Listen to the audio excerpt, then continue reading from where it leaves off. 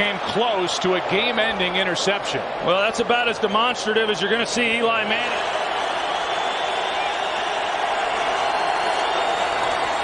Pressure from Thomas off the edge. Eli Manning stays on his feet, airs it out down the field.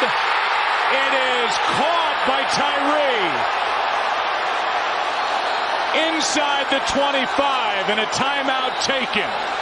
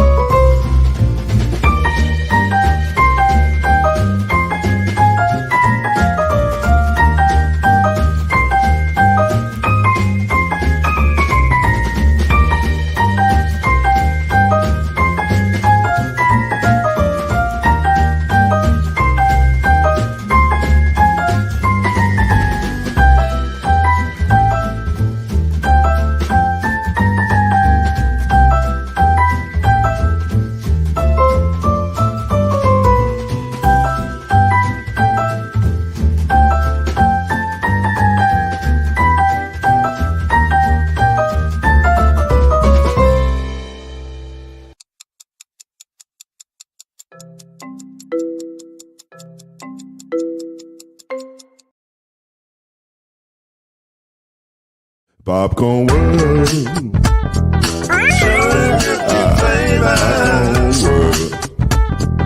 Popcorn World. Yeah.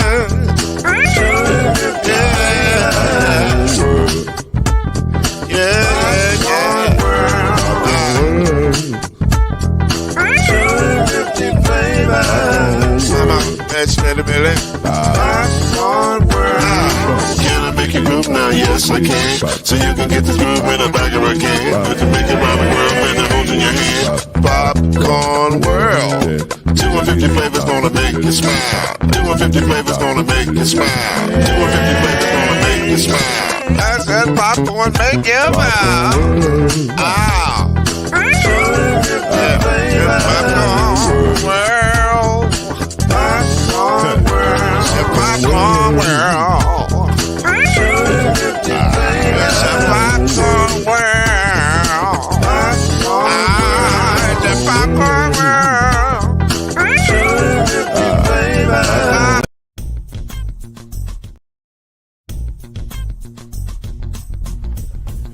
You're are now listening to the Brothers of the Five.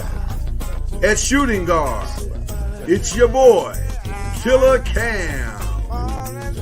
At small forward, it's Reggie Love. At point guard, C Major. At power forward, I'll be. And at center, Mr. Noise, Lloyd Spence. And now, the Brothers of the Five.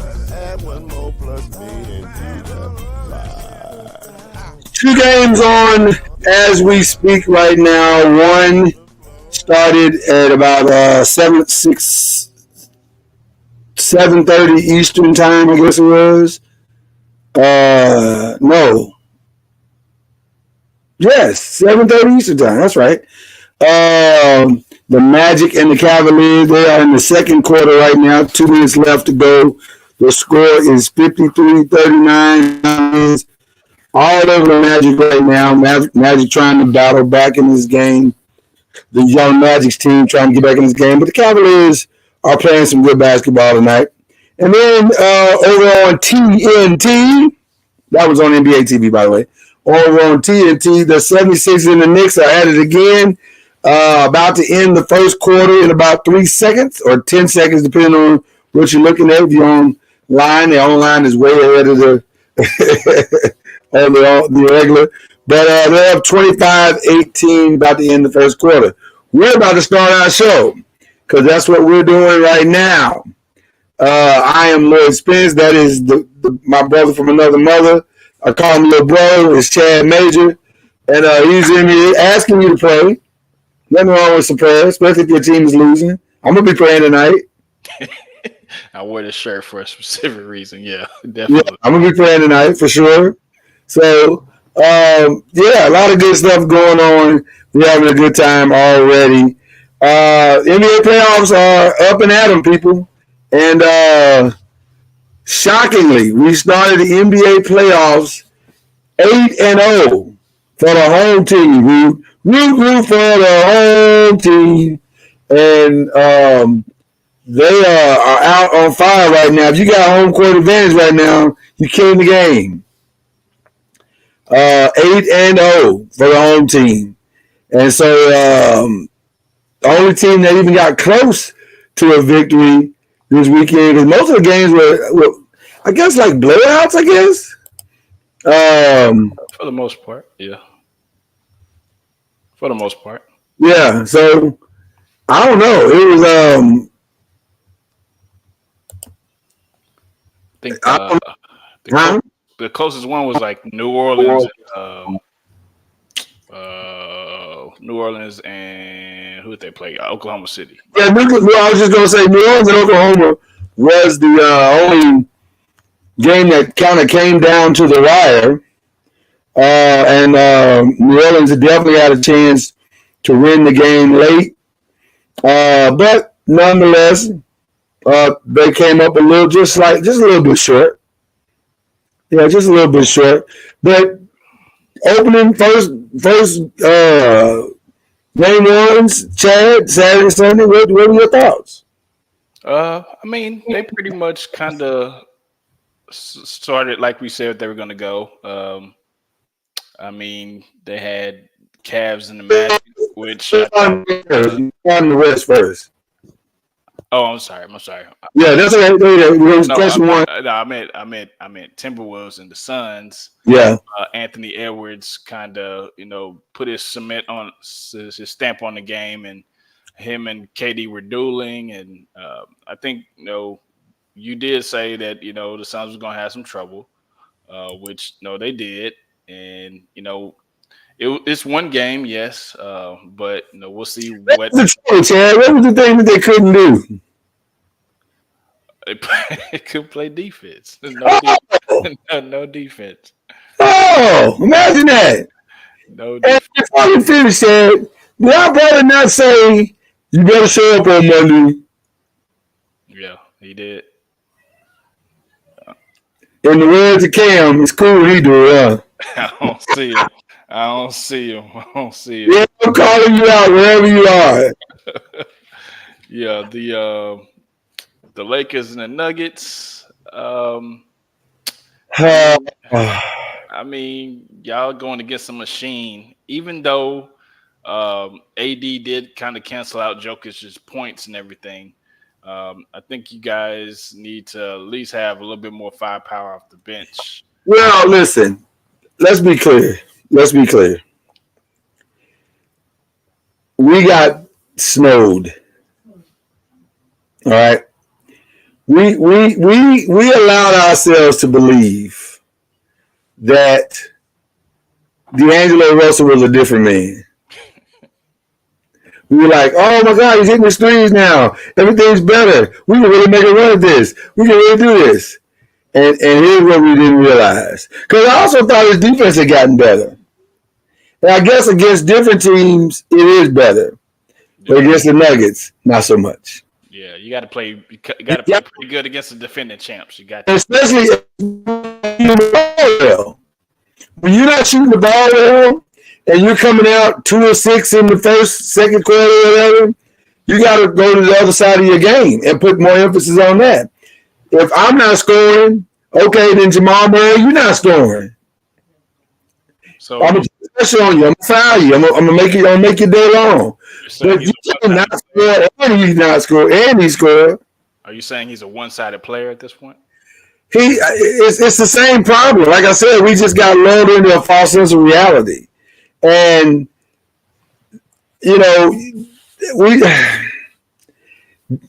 D'Angelo has to play both sides of the court and give us something on both sides of the court. He has to. Yeah. Or we're going to lose this series. It's that simple. Y'all did have also a terrible third quarter, too. That was also. We did, but that's part of the problem. Like, everybody, the bench has to step up. The entire bench has to step up. It has to understand that there's two halves to the basketball. There's two sides to the court. We got to commit to the whole thing. You cannot just play one thing. Listen, we got 32 and 14 from Anthony Davis. We got 27, 8 and 6 from LeBron. And the others got to step up. The others. Everybody else got to come. We even got 11 points off the bench from Tariq Sprints. So he even did his job.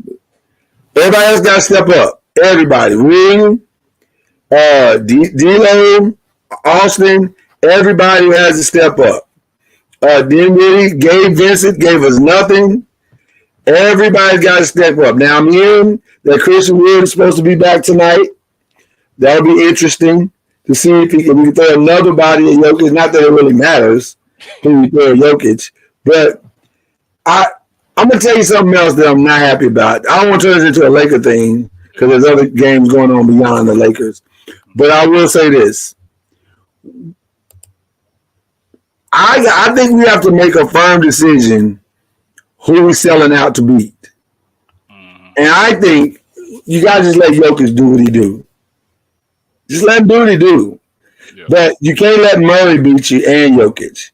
You can't let – I love the way we started the game. 2 quick fouls on Aaron Gordon. Got him sitting on the bench. I love that. Pressured Porter. Porter was struggling at first. We got to keep that pressure on those guys for the entire game. Got out to a great lead and then just squandered it away. We've done that a couple of times playing this team this year. Got out to great leads, 14, 18 points, and then we squandered the lead. Got to get that lead up and keep it and hold it. So it's a tough listen. It's easier said than done, but that's the formula. That's the formula. You just need to pray. We need to pray. We got to pray just to make it today. You know what I'm saying? So hopefully that dance was as good as my sound is right now. I hope my sound and my dance were really good. What do you think of the Dallas Mavericks and the Clippers? Do you think it was just a one-off? Or are they like that? I will answer that the same way I'm going to answer the East reaction, because we can just do both. I don't know why we just didn't do 1 and 2 together, but I think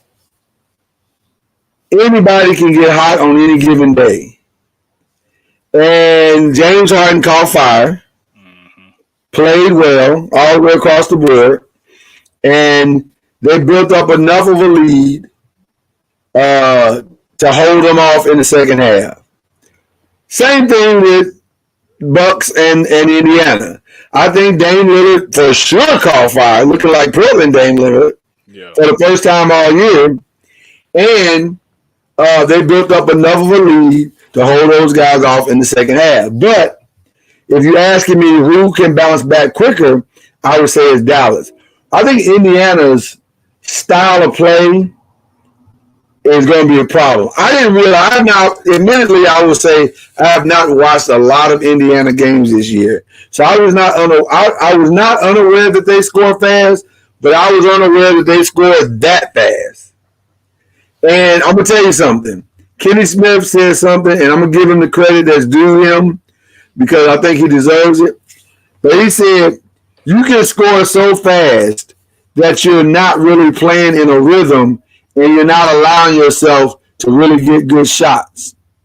And I think Indiana plays entirely too fast. I think in the playoffs, you have to value possessions a little bit better than what they're doing. And so I don't know, but at the same time, I also agree with Chuck that said, I don't know if they're going to change their style. I don't know if they can change their style. But I think they got to figure out a way to slow the ball down and get better shots. Still play fast, but you got to get better shots in that. And the same thing with Dallas. They got to get better shots. Luka and Kyrie got to figure out how to get the bigs involved early and then do what they did. And I think they can bounce back. What do you think? Pacers didn't get anything from their bench.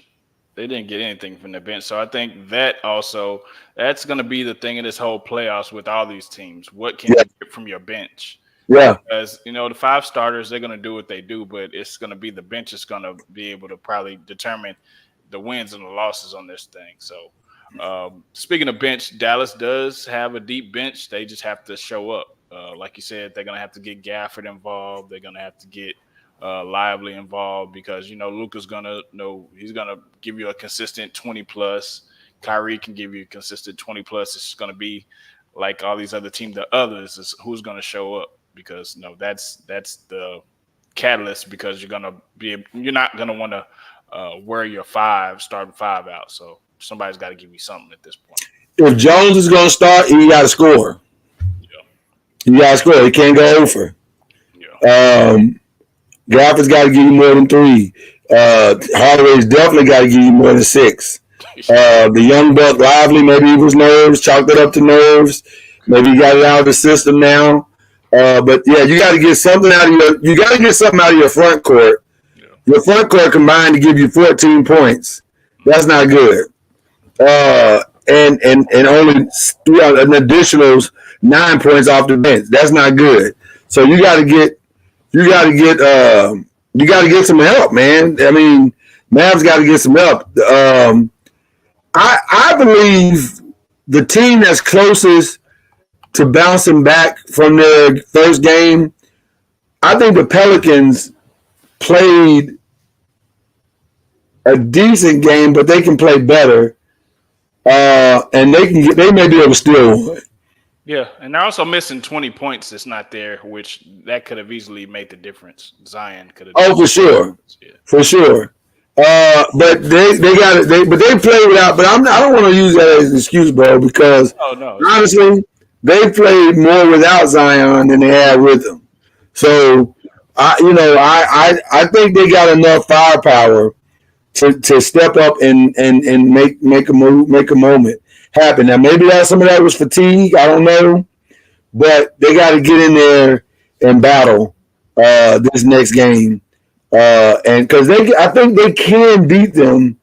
But you got to do something about Chet Holmgren around the basket, and CJ's got to be CJ. CJ's got to play better. Like it's just He's got to step up. So it was Brandon Ingram only scored 12 points. He was coming back off an injury, I believe. So that's kind of uncommon as well. So yeah, but in the last game he was good. Like he was really good in that last game. So I don't know if that was just fatigue and the injury, but they got to have a sense of urgency if they want to crack this code. But all in all, an interesting first game for everybody. Tonight, as started off very interesting with Cleveland kind of dominating Orlando right now, up by 14, and then at halftime, and then Philly is up on the Knicks by 7, looking to try to steal that one there, get their one tonight. So everybody's battling and trying to make it competitive. So an interesting first game for everybody, but I don't remember the last time the first round all the home teams won the first game. I don't remember the last time it happened. That was wild to me. I was like, wow, all home teams won. That's crazy. But we'll see where it goes after tonight. So that's questions 1 and 2. Let's get into question 3. Ladies and gentlemen, happy draft week to everybody. This is the moment in NFL fandom where everybody gets to hit the reset button and go boop 0-0. We all start from the same playing field. Everybody has a chance to win a Super Bowl. Everybody has an opportunity, except for the Dallas Cowboys. But I'm kidding. I kid because I love. Just this show is biased, man. I had to do it. I'm gonna contact HR. This show is biased, man. It is. All listen, real talk. We are. But all jokes aside, it's going to be an interesting, probably one of the more interesting drafts we've seen in the last 10 years because, honestly, past number 1, maybe number 2, not 100% sure how this is all going to play out. And then the thing that makes it most interesting is question number 3. Seems like a lot of people want a quarterback. Quarterback is ruling the day right now. And so, I got to ask my brother over here, how's this going to play out? Who should leave the first round with a quarterback, and how will they do it? And I want to add this in, are there some teams that shouldn't take one in the first round, but should wait and maybe try to get their guy in the second round? So I don't know. I'm curious to know what your thoughts are, Chad Major. So let the people know. And I don't know. Let's talk about it, brother. Well, who should not lead the draft without a quarterback? We're going to start with Washington. You do not lead the draft without a quarterback because you currently have one right now.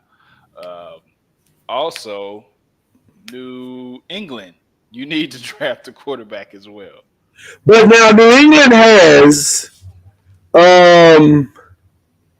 let's go. I want to put up another graphic because I got this one up that says that had like a mock of the top 10. But I got one also that has the first 54 picks.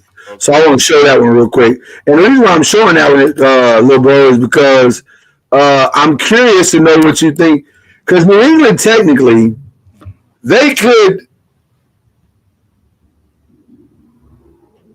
kind of wait.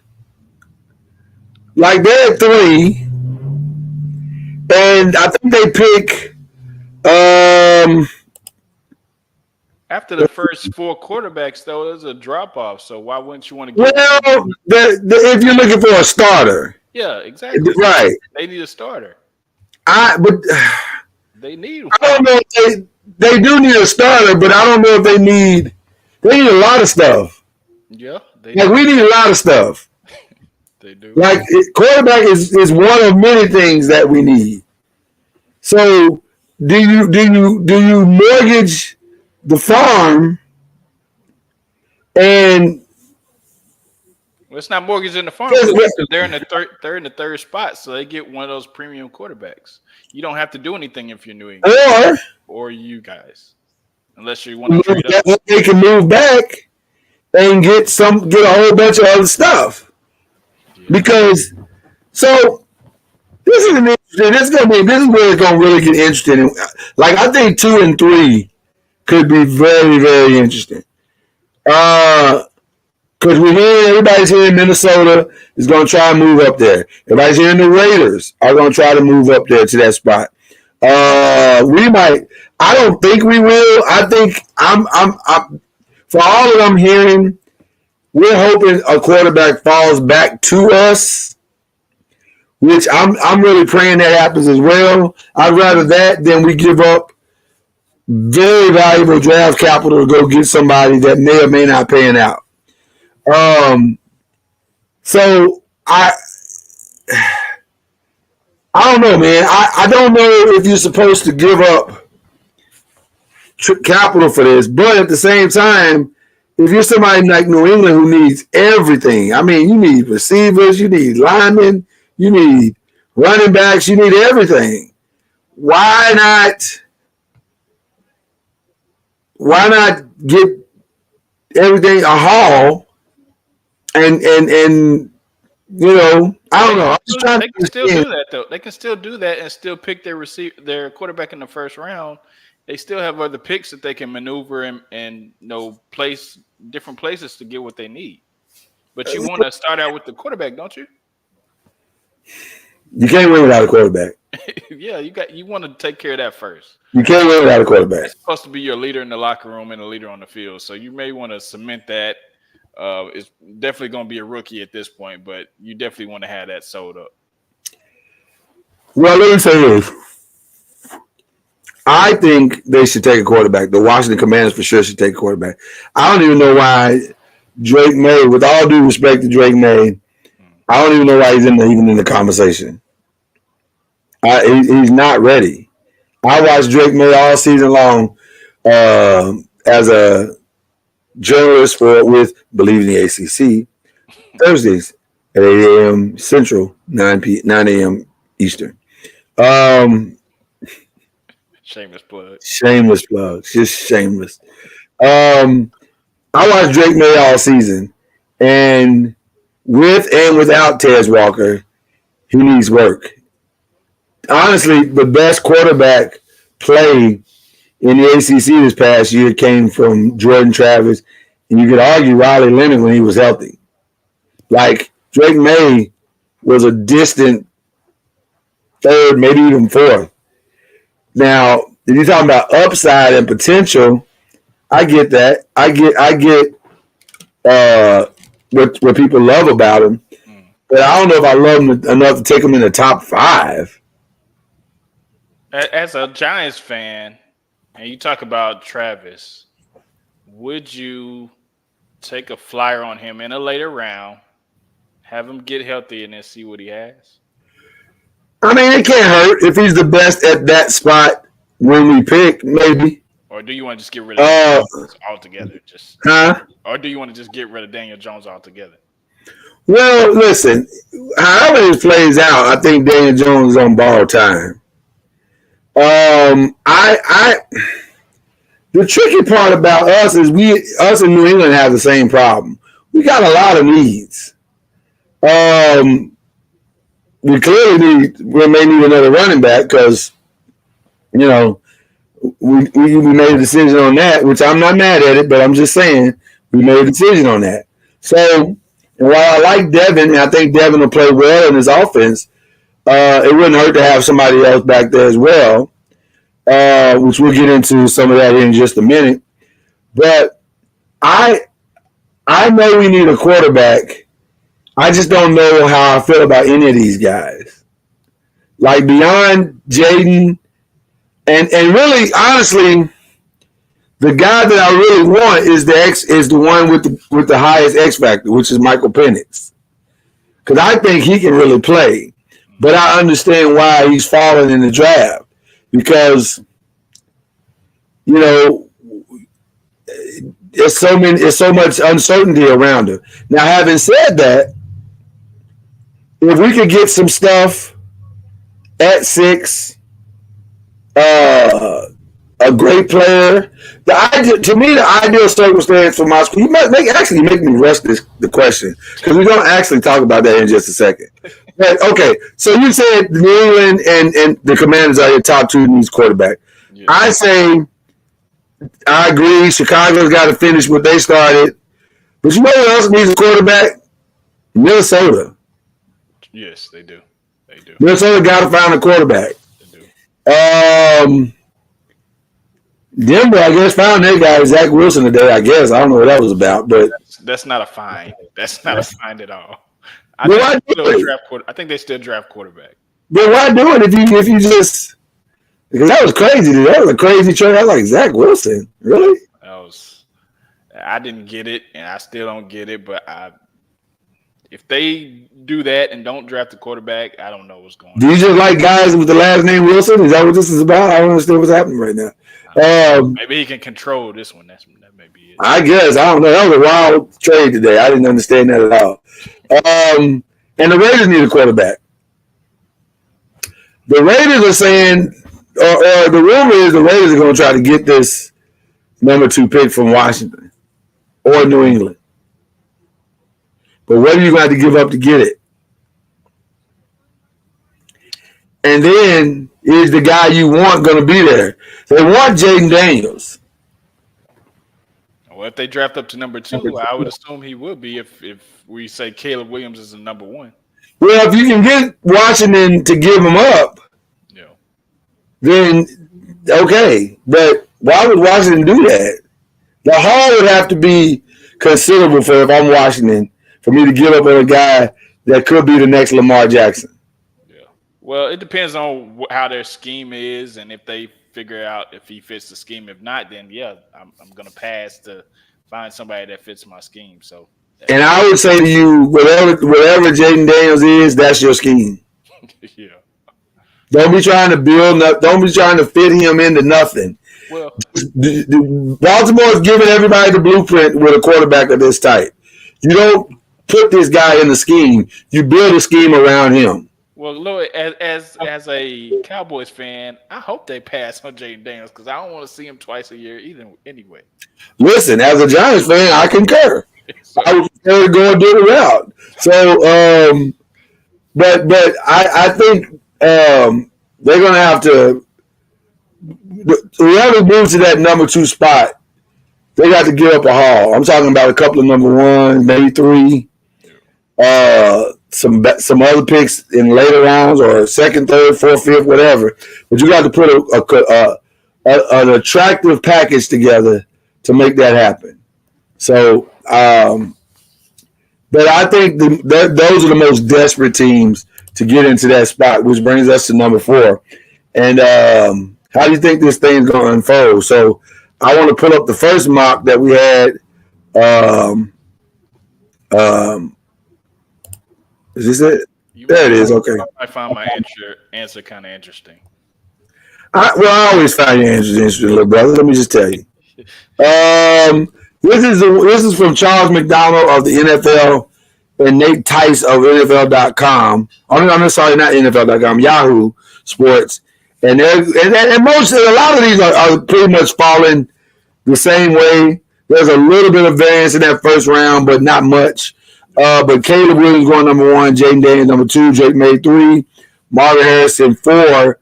They're saying a trade with the Chargers, and J.J. McCarthy gets taken by his boy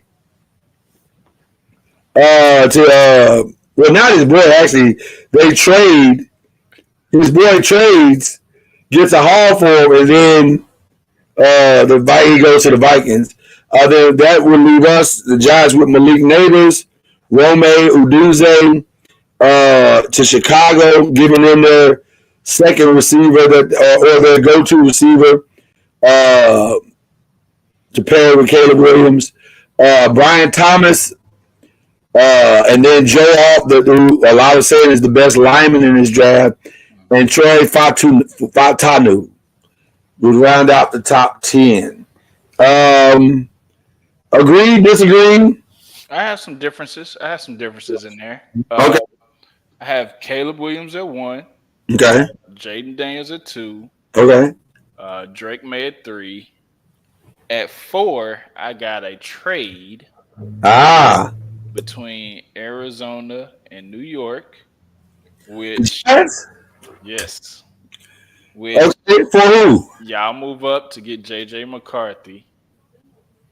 Mm. And then 5, I got Marvin Harrison Jr. going to the Chargers because they need a wide receiver. Which will leave Arizona with Malik Neighbors.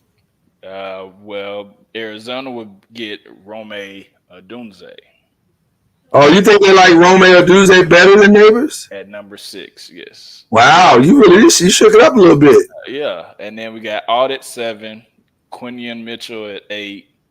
I got Brock Bowers going to Indianapolis because Richardson needs a safety blanket, and that would be a perfect safety blanket. Then I got J.C. Latham at the Jets. Okay. J.C. Latham is the He's a lineman. lineman, which is what they need. They're lineman from Alabama, right? Yeah. Yeah, which is what they need. They need a lineman badly. Yeah. Way more than they need receivers and tight ends. Because a lot of these mocks are having Brock Bowers go to the Jets. I don't understand that. Because to me, they don't need that. They need a lineman. They need somebody that can block. Exactly. J.C. Latham is a good choice. Chofat Tunatu is a good choice. I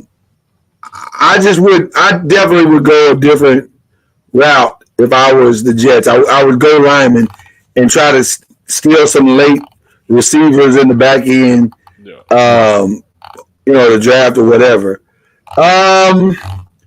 Mine is pretty much. I think the person that's going to make the trade is the Patriots. I think the Patriots are going to make a trade. I think either the Vikings or the Raiders are going to go up there and try to make that trade with Washington. I think Washington is for sure open with business, which is why I think they brought the 4 quarterbacks in last week because they're saying if one of these guys gets this trade right, we can live with this quarterback.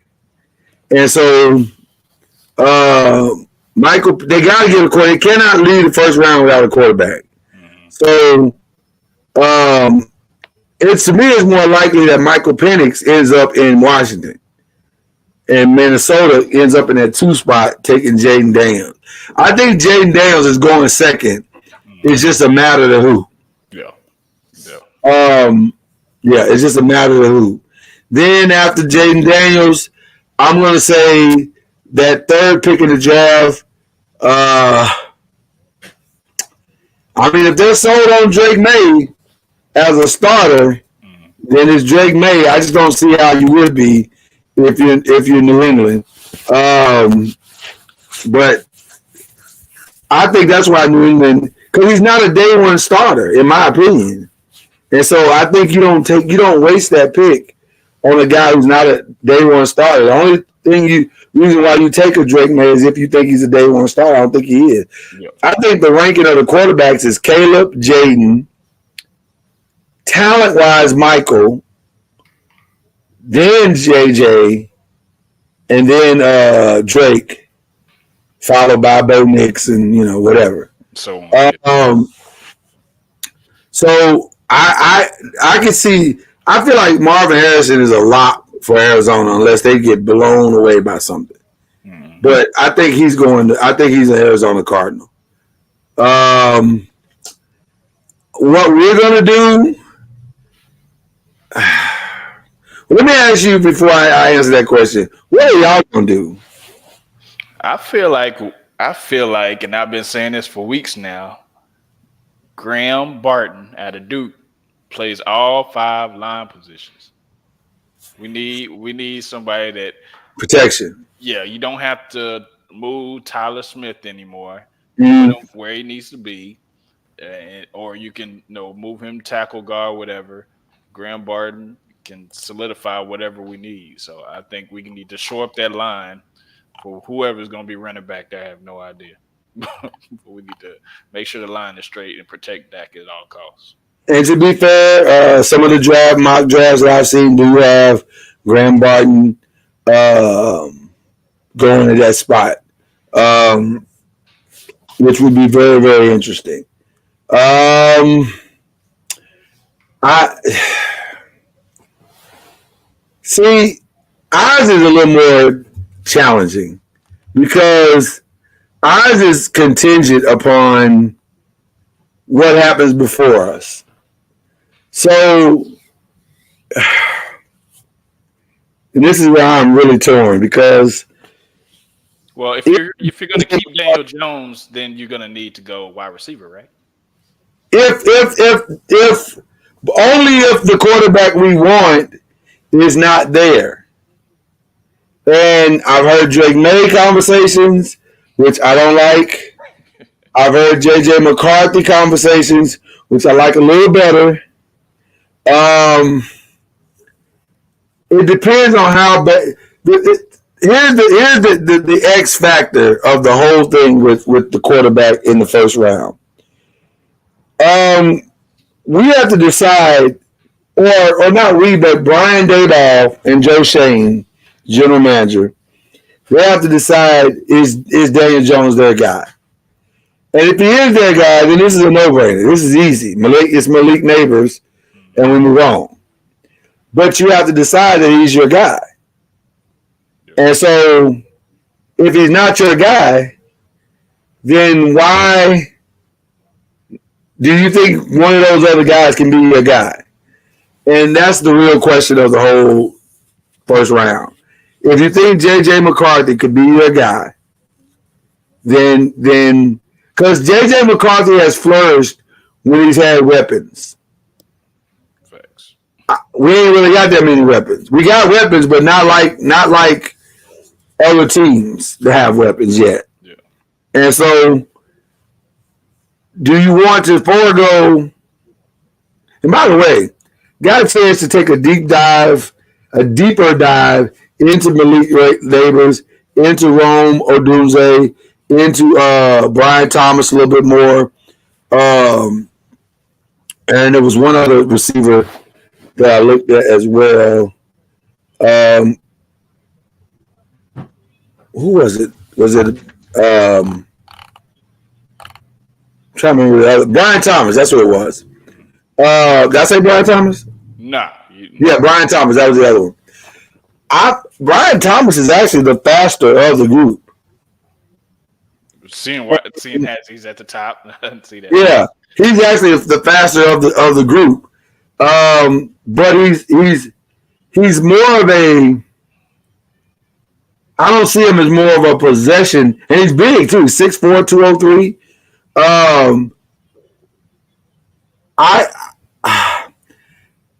I see him more of a. He's not a possession receiver to me. He's more of a speed guy, straight down the seams, skinny post kind of vibe, and he can get open that way. So you already have that in the receiver we took last year. So to me, you don't take him. Malik Neighbors is what we need because we don't have a true possession receiver that can open up the field for everybody else. So I would like, if we're not going to take J.J. McCarthy, or we don't feel like he's our guy, then it's for sure got to be Malik Neighbors, and we live with that result or whatever. That take that you had as far as JJ going to the Chargers and possibly Herbert getting traded, that's very interesting. That's very interesting because McCarthy has been with Harbaugh, and so he's probably going to know what system he runs, and it'd probably be an easy transition. But that Herbert going to whatever team, that could be. Well, I wouldn't say Herbert would get traded. Oh, okay. I'm just saying maybe Harbaugh takes his guy and let him study for a minute. Sticks him on the bench and says, "Hey, man, if you can't run my system, I got a plan." So I don't know. I want to go to both our teams teams and show kind of what. Tell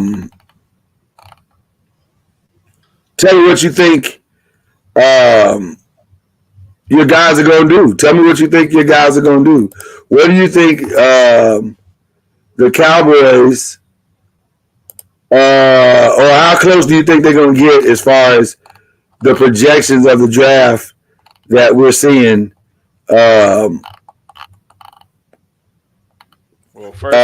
Popping up in the screen. And I apologize. I'm going to have to let me do this real quick. No problem. The Graham Bart thing, I think that's priority number one. And then after that, I think we need to go running back. We need to get one of the running backs, that are going to be quality running backs and shore up that at least, because I know we signed. Who did we sign? Some Dion Freeman or somebody. I think. And that's not going to cut it. We need to have another running back there to be able to, at least help and do a running back by committee if that's what we're going to do. But PFF has Jonathan Brooks from Texas going 56 to the Cowboys in the second round. I like Jonathan Brooks. He's a sizable back. He's 200 pounds, so he's kind of big. He's coming off an injury, right? I thought he was coming off an injury or something like that, right? I think he's coming off injury. So I don't know. That's an interesting pick, though, because if he can get back to 100%, then he could be interesting there. That would also mean, because where they have him ranked as far as the running backs are concerned. I'm curious. Let me go back to. I'm going to go over to the draft results or whatever. As you can see on this, probably within the next 5 or 10, I would think. I'm not sure the other running. Yeah. As you can see, this mock has us in the second round taking Bo Nix. How you feel about that?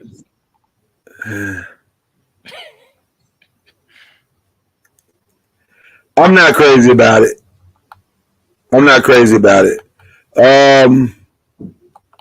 So in this mock draft, well, not in this mock draft, I was looking to see if he was part of the combine participants.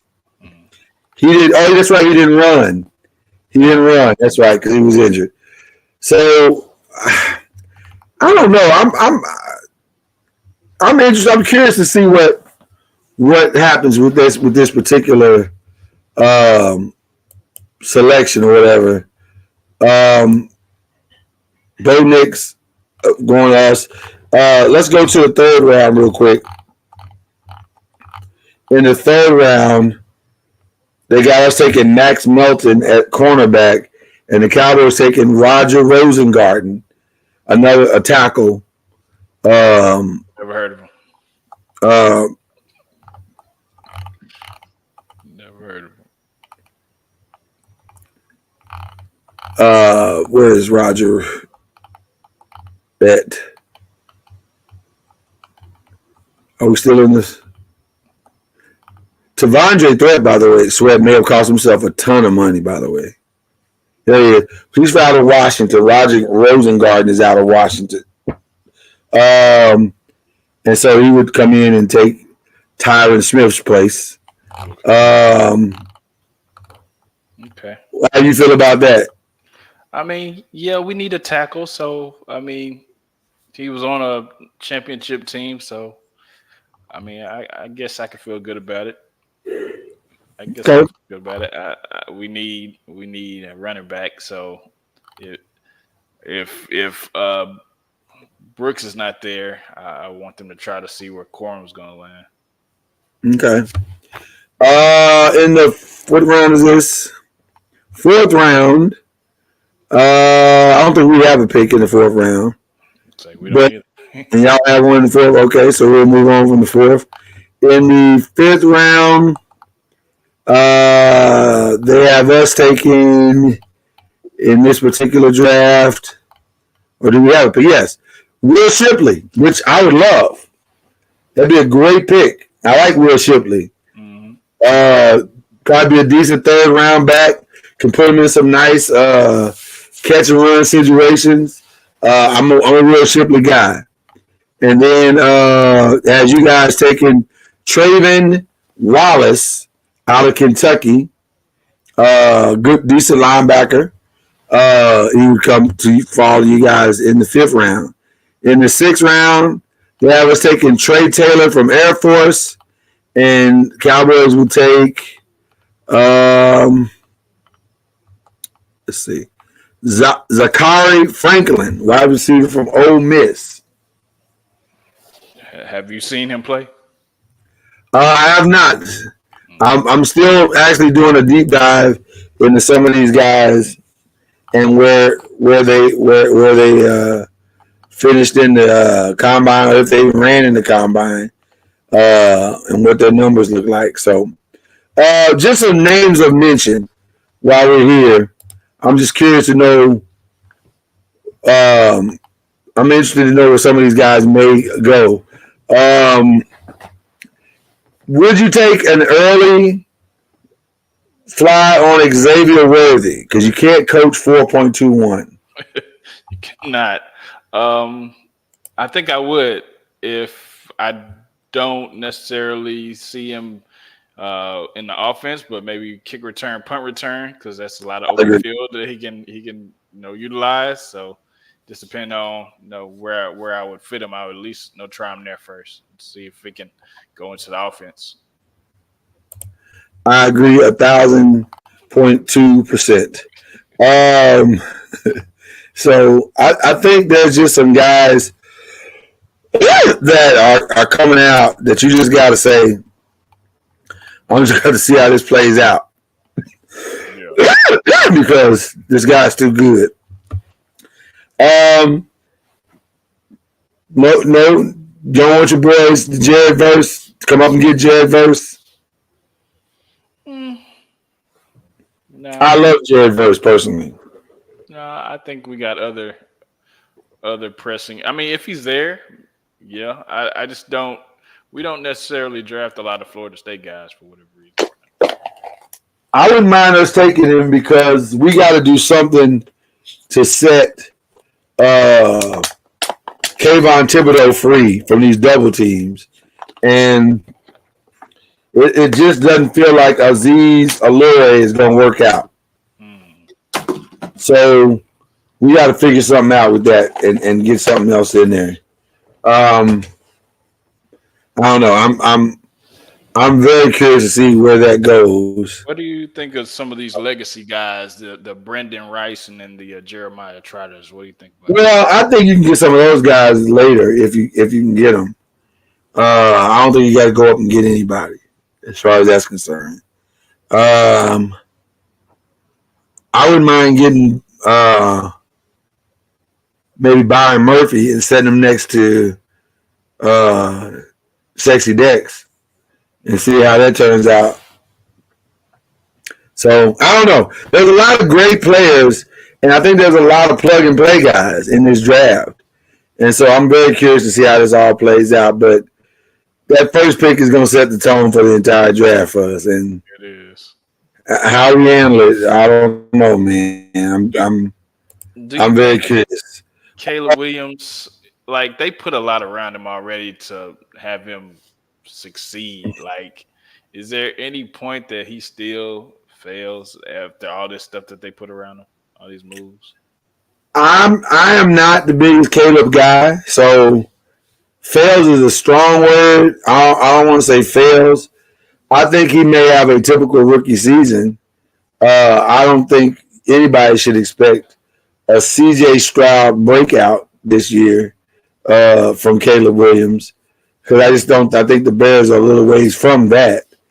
If anybody's going to break out, it's whoever it is at quarterback at Minnesota. They got everything. So that quarterback, whoever that is, could have a breakout season. But yeah, I think Caleb is going to have a typical rookie season. I don't know if it'll be Bryce Young-esque, but I think it will be a challenging first season.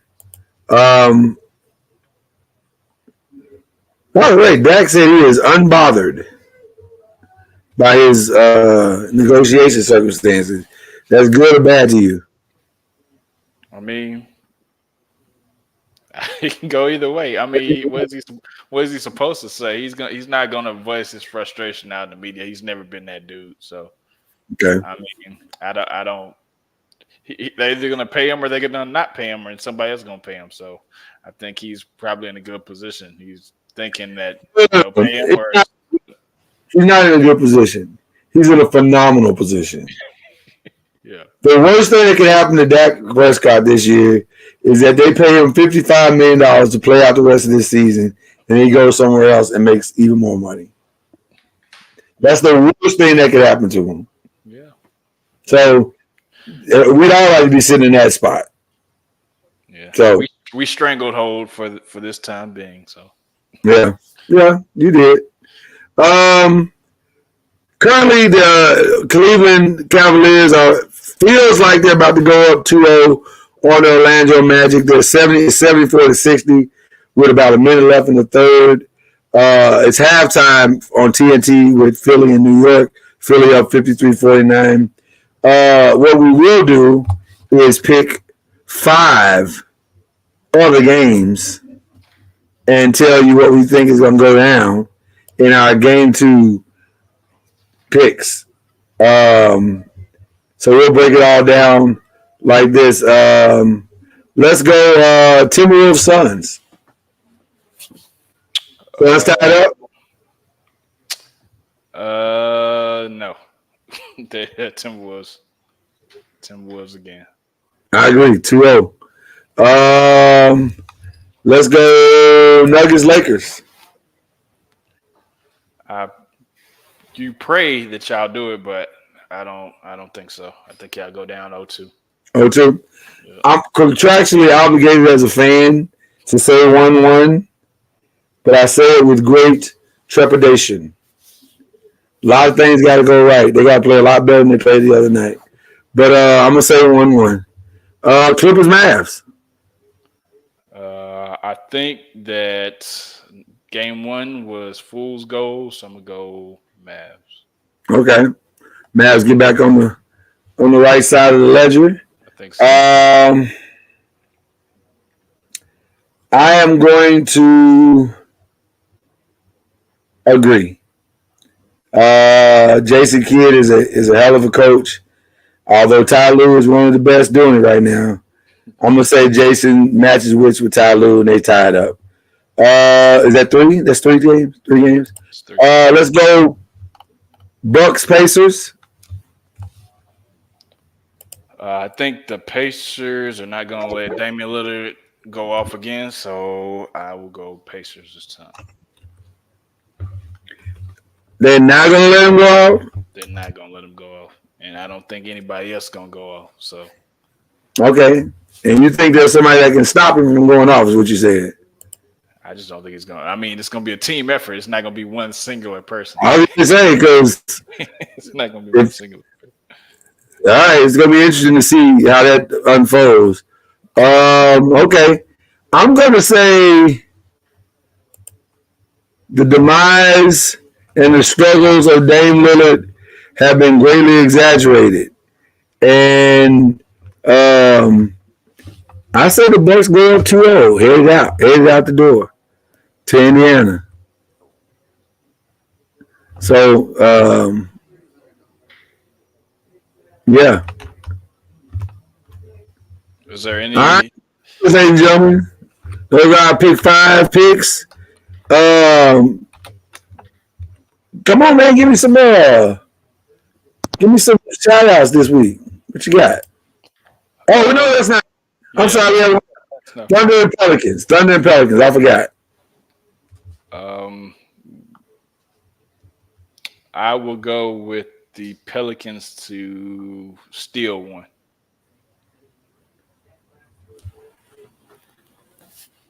Pelicans still won. I agree. 100%. All right. Now we're doing our shout outs. Cool. First and foremost, I want to shout out my grandmother who on Friday turned 89 years old. Okay, grandma. Yeah, definitely she putting up numbers out here. She's trying to catch your grandma. So definitely putting up numbers. So happy. She's moving in the right direction. Moving. Definitely. Also, I want to shout out who I had the pleasure of watching Saturday night. Mr. Ryan, don't call me crazy Garcia, who I might be crazy. who picked up a shocking victory. Maybe, well, to some people shocking, to some people others not. Over how he beat Devin Haney. Shout out Ryan Garcia, and even though he didn't get the belt, you still got your money in the win. So shout out Ryan Garcia, and shout out Cam and Reggie in their absence, and all the Five Nation, and you always holding it down, my brother. So that's right. That's my shout outs, brother. I'm gonna go a different route tonight. While you were sleeping, while you were doing whatever you were doing, history got made last week in that Morgan Price from Fisk University. Fisk just started their gymnastics program about an hour and a half ago, but it got so good so fast. And Morgan Price won the all-around national title, making her the first HBCU gymnast to ever do that. But she murdered. I mean, she bodied them on the vaults, on the bars, on the floor, and the all-around, and outscored everybody. Though LSU won the whole national gymnast title, so that was my second shout-out. But Morgan Price individually is a national collegiate champion. She won the individual, outscored everybody else, and did her thing and represented Fisk University. You heard me correctly. Fisk University. So shout out to Morgan Price for making history and doing it from the proud seats of an HBCU. You think Olympics in our future? I would have to think so. Yeah. That she at least get to have a conversation with him at trials. You know what I mean? I think so. I would think she's beastly with it. So let's see. Yeah. So shout out to her. And shout out to you, Chad Mason, for holding it down as you always do, brother. Likewise. I definitely appreciate you. And I appreciate the Five Nation.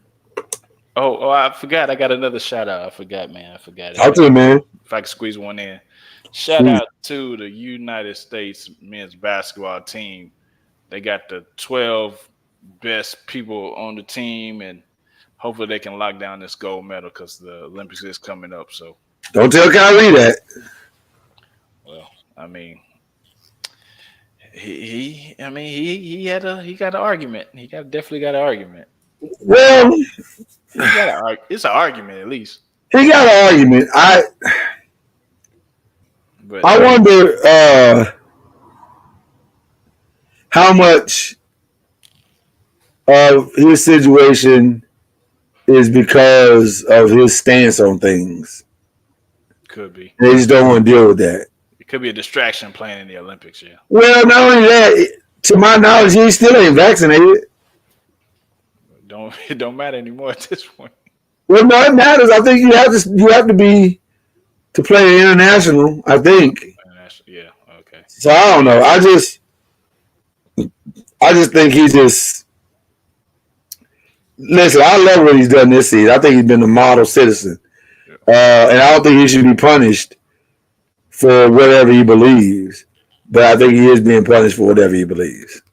So that's just my opinion. But shout out to him nonetheless. And then I guess my final shout out is shout out to Chris Brown for keeping it salty. Golly. I'm just saying. I thought Drake and Kendrick Lamar was bad. That it got badder than bad. Like I'm just like, what is happening? This is all Cat Williams' fault. All of this is Cat Williams' fault. We blame Cat Williams for all of this. Okay. I'm so mad. Show him a green screen. Okay. All right, we out here, man. Y'all have a wonderful evening. Five Nation, we appreciate y'all so much. Keep keeping it funky, y'all. We appreciate y'all. And we'll be back next week. Peace.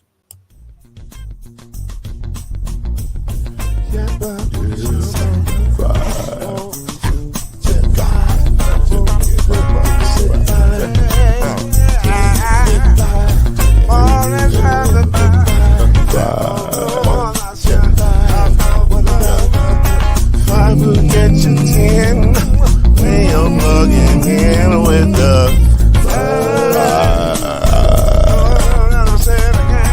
there's no mystery.